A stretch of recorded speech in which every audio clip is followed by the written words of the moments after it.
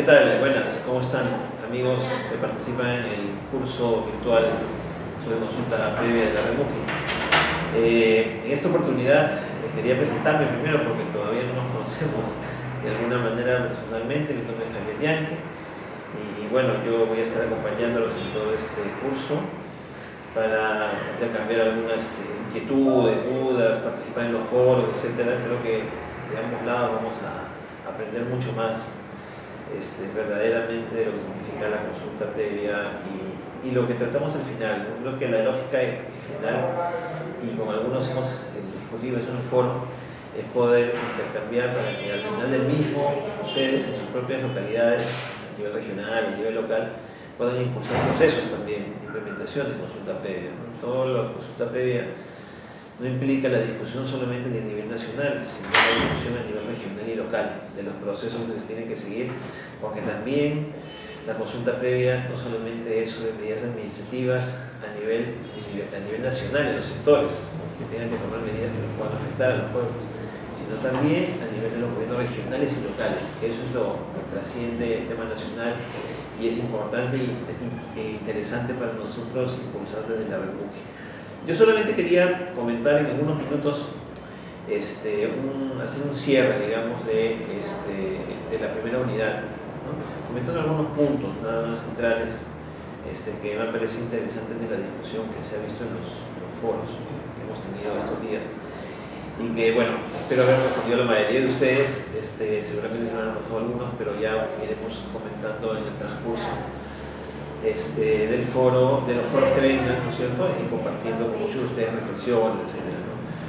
Primero me parecía un tema interesante compartir el proceso que se ha seguido, no solamente en el Perú, sobre el tema de derechos de los pueblos indígenas, sino a nivel internacional. Y ese tema está vinculado con las normas internacionales de protección de los pueblos indígenas. Y también, a partir de ese proceso, cómo ha ido cambiando y estas normas han ido mejorando en el transcurso del tiempo. Comentarles, como lo habrán podido leer en el material, que en realidad antes existía una teoría asimilacionista, ¿no? Ustedes, algunos hemos compartido esa frase en el foro. Efectivamente, establecía en un principio, en el convenio 107, de inicio del siglo anterior, ¿no? Que en realidad, el mismo OIT establecía eso, que en realidad lo que se quería era asimilar a los pueblos al supuesto desarrollo, ¿no? Que el vivir en el mundo occidental planteaba para los pueblos, ¿no? Es decir, la lógica de estos pueblos, ¿no? Que están olvidados, desplazados, ¿no? Pobres ellos, hay que integrarlos al desarrollo, a la nueva forma de vida, ¿no? Que no de este mundo occidental mejor, ¿no? Con tecnología, etc. Y es mejor que ellos formen parte de, ¿cierto? Y esa era la lógica anterior, la lógica del convenio 107, digamos a grandes rasgos, ¿no es cierto? Asimilar a los pueblos al mundo y a los avances que existían en ese momento, en la época de la revolución industrial, etcétera, que ya pasaba, y la explotación de productos en gran escala, etcétera. Y entonces la lógica posterior que cambia esta perspectiva es la lógica de los 80s y de los 90s, que es la lógica justamente que trae el convenio 169 de la OIT. Y hay que entender también la lógica de la OIT antes de hablar del convenio 169, su composición, para poder entender por qué no necesariamente tenemos que tener todas las respuestas en los convenios internacionales, especialmente en el caso de la OIT, ¿no? Debemos recordar que la OIT es una instancia a nivel internacional tripartita, que forman tres instancias este nivel internacional. Están los estados, ¿no? Conforman, están los trabajadores conformados a nivel de sindicatos, ¿cierto? Porque la OIT es una organización de trabajadores, una organización internacional de trabajo, se conforma por trabajadores a través de los sindicatos, de las confederaciones nacionales e internacionales, de las que forman parte de nuestros países, y las internacionales que a su vez pueden formar parte, y las empresas para la cual brinda sus servicios a los trabajadores. Entonces es un triángulo, ¿no? Un triángulo que forma parte del Estado. Y debemos entender entonces que siempre la OIT va a tener una preocupación especial por las normas que ellos emitan, porque evidentemente no pueden pasar por encima de la soberanía de los estados. por un primer momento, ¿no? Entonces deben cuidarse mucho de que las definiciones que tomen, ¿no?, tienen que finalmente tener pautas para que los estados sean las que definan sus propias definiciones, porque si no los estados podrían pensar que estarían pasando por encima de su soberanía, ¿no?, de lo que ellos, sus propios intereses. Y por otro lado las empresas, porque las empresas también tienen sus propios intereses, sus propias preocupaciones respecto al lucro que ellos generan en general. Y si ven algún nivel de afectación que este interés pueda sufrir, también no viene suscrito ningún tipo de norma internacional. Entonces, a partir de eso debemos entender el papel que juega la OIT. Pese a ello, el convenio 169 fue un convenio de avanzada, porque tuvo otra lógica.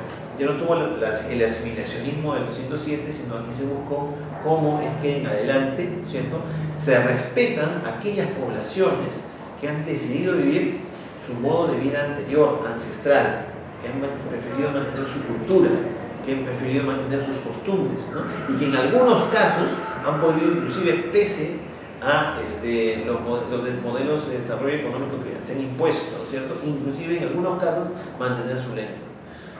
Y entonces esa teoría dice, no, respetemos, ¿no?, a estos pueblos, ¿no?, y protejamos, una teoría proteccionista en la cual se respete a estos pueblos para justamente hacer respetar su decisión de mantener su modo de vida. Por eso la lógica del convenio 169, en ese sentido, establece, por ejemplo, criterios para definir a los pueblos. No establece una definición de pueblos, sino establece criterios, porque eso lo deben establecer los estados, para no chocar con la soberanía, ¿cierto? Y también establece, sí, una serie de pautas que hacen respetar los derechos de los pueblos y que deberían ser consideradas por las normas internacionales, que son consideradas como normas internacionales del 169, por las normas nacionales también a nivel de los países, ¿no?, referidas a derechos en general, derechos a la propiedad, ¿cierto?, a la propiedad comunal como derecho colectivo de un grupo de personas, ¿cierto?, no de la propiedad individual, sino la propiedad del grupo de personas donde son posesionarios, todos ellos, pero el que es propietario es la comunidad, ¿no?, la propiedad de la persona jurídica y la propiedad de la comunidad. Entonces, todos esos derechos están establecidos ahí y la consulta previa es parte de ellos, ¿cierto? Naciendo la consulta previa justamente a partir del denominado derecho a la libre determinación del pueblo, ¿no?, que no es otra cosa que el autogobierno del pueblo, ¿no? Y muchos gobiernos, inclusive el propio peruano, cuando se discutía la ley de consulta, se discutía el tema de la libre determinación y el peligro que tenía respecto a la soberanía del Estado, ¿no? Porque decía, ¿cómo es posible que haya como un pequeño Estado, ¿no?, el pueblo indígena, ¿no?, que toma sus normas y sus decisiones por encima del Estado unitario que está en la Constitución, que somos todos los peruanos, ¿cierto? Pero no es esa la lógica, porque en realidad es lo que determina y preserva el convenio 169 es el derecho a la libre determinación de los pueblos dentro de su territorio, dentro del espacio territorial que ellos tienen, en el cual ellos son libres de determinar su propio desarrollo, ¿no?, el derecho a sus recursos, mantener sus recursos, a mantener sus formas de vida, sus formas de administrar justicia y sus formas de gobernarse ellos mismos, en los temas que los afecten, ¿sí? Entonces, en esa lógica de la autodeterminación es que nace la consulta, porque si el pueblo tiene esa facilidad de tomar sus decisiones en los temas que les afecten, el Estado al cual pertenece, antes de tomar cualquier decisión dentro del territorio de su pueblo, debe primero consultarles. ¿Por qué? Porque la decisión que va a tomar va a afectar su autogobierno, va a afectar su modo de vida, va a afectar su forma de tomar decisiones en general. Entonces, antes de afectar cualquier tipo de normas internas de los pueblos, ¿cierto?, tiene primero que consultarles antes de tomar cualquier decisión. Se va a consulta previa por eso, ¿cierto? Y entonces es importante, ya entrando a lo que va a ser la nueva unidad, tener en consideración eso, ¿no? Tener en consideración que la consulta, primero, va a ser obligatoria ante cualquier medida legislativa o administrativa que pueda afectar al pueblo, ¿no? Y en el Perú, adicionalmente, lo dice la norma y establece la ley de consulta previa, y lo dice el convenio 169, está también establecido, por lo menos en principio, dos puntos que requieren obligatoriamente de la consulta previa ante cualquier decisión. Si no, inclusive no hubiera esta consulta y el pueblo decidiera de manera negativa, no se podría tomar esa medida, ¿no? Son dos puntos específicos en concreto planteados. Que discutamos que son más, eso es otro tema. Yo quiero plantear lo que dice la norma peruana. Y la ley de consulta establece dos puntos que no están específicos, pero que se entienden. Que son, por ejemplo, el traslado de poblaciones. Cualquier tipo de actividad que implique el traslado de una población, de una comunidad, necesita su consentimiento. O sea, ellos deben decidir si están de acuerdo o no con el traslado. Si no están de acuerdo, no se debería hacer la actividad. Eso significa consentimiento, ¿no? Y en otro caso específico, aparte del traslado de poblaciones, ¿no es cierto?, de su lugar ancestral, de su lugar en el cual viven de manera continua en el tiempo y con el cual tienen una raigambre, una relación directa, ¿no es cierto?, es la disposición de desechos tóxicos, que también está establecido en normas nacionales, establecido en normas internacionales, pero para la cual se requiere el obligatorio consentimiento de las poblaciones. Si bien no está específico con toda claridad, ¿no?, se entiende de las disposiciones finales en la ley de consulta previa, ¿no?, del Perú, que esos son dos puntos específicos de consentimiento, en el cual la consulta es obligatoria. Necesariamente, en todo caso es obligatoria, pero me refiero, la decisión final de los pueblos es obligatoria, y si esta es negativa respecto a la actividad que se empieza a realizar o a la medida administrativa que se empieza a tomar o a la medida legislativa que se empieza a tomar respecto a esa población, ¿no es cierto? Si es negativa, no se puede realizar la actividad, no se puede tomar la medida, etc., ¿no? Entonces, tengamos en cuenta, la consulta es obligatoria siempre en tanto se afecta a los derechos de los pueblos, pero específicamente si fuera negativa respecto a casos en los cuales hay traslado de población o disposición de desechos tóxicos, ¿no es cierto?, en el caso de la población esté en contra de la medida que se va a tomar, no se debería tomar esa medida. Eso se llama ya consentimiento y el caso es especificado. Ahí se han establecido a nivel de su jurisprudencia internacional, la Corte Interamericana de Derechos Humanos, ¿no?, por ejemplo, ha establecido en casos como Saramaca, que es un caso que de una comunidad, Saramaca, en Surinam, aquí en América del Sur, al norte del Brasil, este país, este pequeño país, donde se estableció respecto a la explotación de madera y los impactos que esta generaba en la población de estas comunidades, que había una serie de otros puntos en los cuales debería aplicarse también el consentimiento. Podemos discutir, pero en ese caso, por ejemplo, se planteaba también, y lo establece también el convenio 169, ¿no?, que debería establecer también en programas de actividades económicas, ¿no es cierto?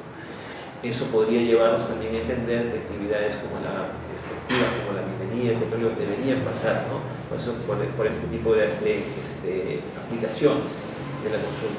Y la ley de consulta previa lo recoge, y no más allá de hablar de planes y programas, habla de proyectos.